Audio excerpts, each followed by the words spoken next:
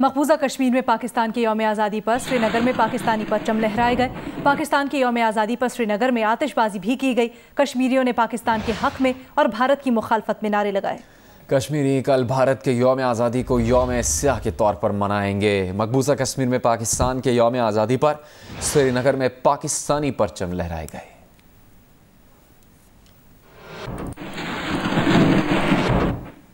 यौम आज़ादी पर मादरे वतन का चप्पा चप्पा कौमी तराने से गूंज उठा। हर तरफ सब्ज़ हिलाली परचमों की बहार आ गई। रैलीज निकाली गई। मुल्क से तजदीद अहद वफा किया गया।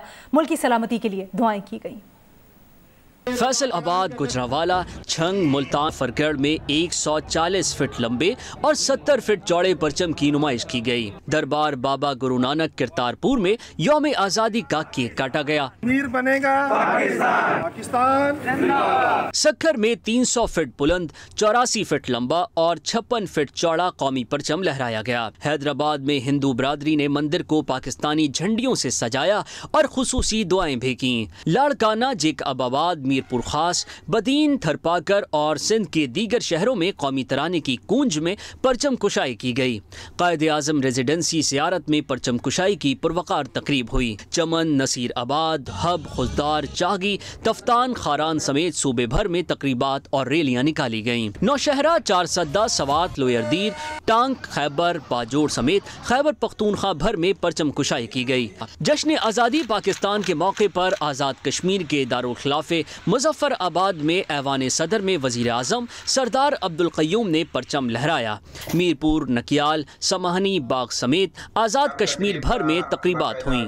गिलगित, दयामर, गजर, अस्तौर, इसकर्दू, हुंजा समेत पूरे गिलगित बल्तिस्तान में यौम आज़ादी कौमी जज्बे के साथ मनाया गया। लाहौर के इलाके गुलबर्ग में खदीजा सिद्दीकी के घर पर फायरिंग का वाक़या पेश आया है। इसी पर बात करेंगे जियो न्यूज़ लाहौर के ब्यूरो चीफ रईस अंसारी से। क्या तफसीलात है रईस साहब? देखिए जी, खदीजा सिद्दीकी जी उनके घर पे आज फायरिंग हुई है और खदीजा सिद्दीकी उस वक्त घर पे अकेली थी। मेरी उनसे बात हुई तो उन्होंने कहा कि मैं घर पे थी अंदर। जब फायर की आवाज़ आई, मैं बाहर आई तो देखा कि कार जो में खड़ी थी उस पर एक फायर लगा है। और उसके बाद उन्होंने ये भी बताया कि उनको एक कांस्टेबल मिला हुआ है हिफाजत के लिए, लेकिन उसको उन्होंने सुबह छुट्टी दे दी थी 14 अगस्त की वजह से।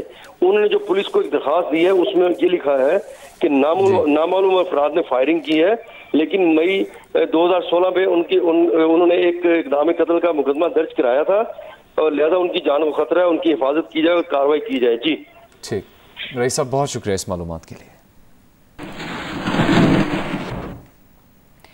अफगानिस्तान के मशरकी सूबे कुन्नर के दारुल हुकूमत असदाबाद में भी तालिबान का कंट्रोल हो गया है।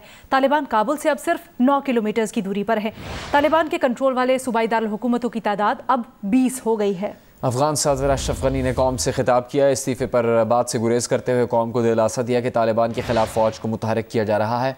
सिफारती अमला और हिमायती निकालने के लिए अमरीकी फ़ौजी काबुल पहुँच चुके हैं। अमरीका ने काबुल में ज़रूरत पड़ने पर क्विक रिस्पॉन्स फोर्स के तौर पर एक ब्रिगेड फ़ौज कुवैत भेजने का फैसला किया है। अमेरिका के अफगानिस्तान की कौमी तामीर के दावे 20 साल बाद मिट्टी में मिल गए। ये तबसरा किया अमरीकी टीवी की रिपोर्टर ने गजनी के फौजी अड्डे की तबाही के मनाज़िर दिखाते हुए। आप भी देखिए।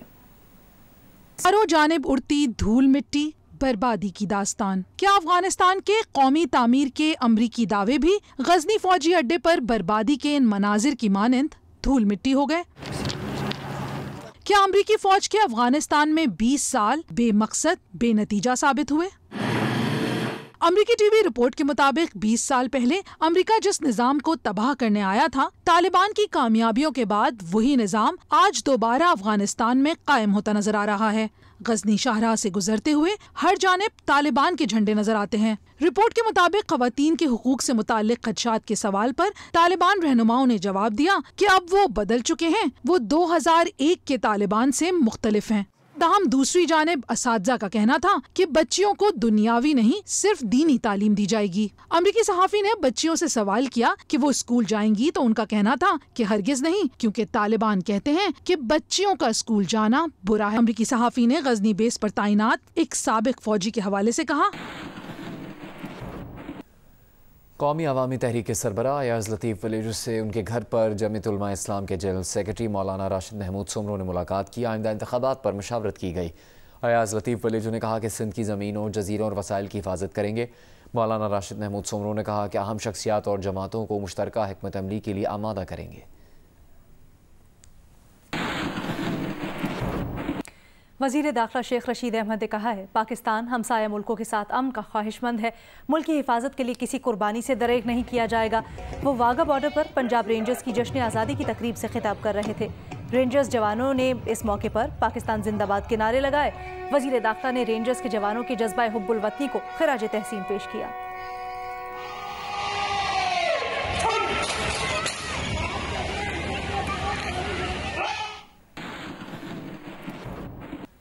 जश्न आज़ादी पर पाकिस्तान रेंजर्स सिंध ने मज़ार कायद पर तकरीब का एहतमाम किया। Core commander Karachi lieutenant general Nadeem Ahmed Anjum मेहमान खुसूसी थे। DG rangers Sindh major general Iftikhar Hussain, IG Sindh, senior civil अस्करी अफसरान और तमाम मकातब फ़िक्र के उलमा ने तकरीब में शिरकत की। कोर कमांडर कराची ने नुमाया समाजी खदमात अंजाम देने वालों में एवार्ड्स तकसीम किए। आखिर में मुफ्ती तकी उस्मानी ने मुल्क की सलामती के लिए दुआ करवाई। या अल्लाह हम आपके रहमतों के मोहताज हैं। या अल्लाह जिस रहमत से आपने मुल्क हमें अता फरमाया, या अल्लाह उसी रहमत के तहत इस मुल्क को तरक्की और इस्तेहकाम भी अता फरमा।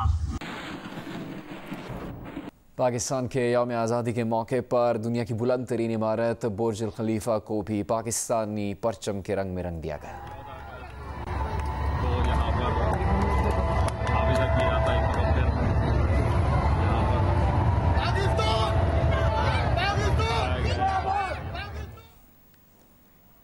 और खेलों की दुनिया से खबर ये कि वेस्ट इंडीज़ की टीम पहली इनिंग्स में 253 रन बनाकर आउट हो गई और ब्रेथवेट 97, जेसन होल्डर 58 रन बनाकर नुमाया रहे।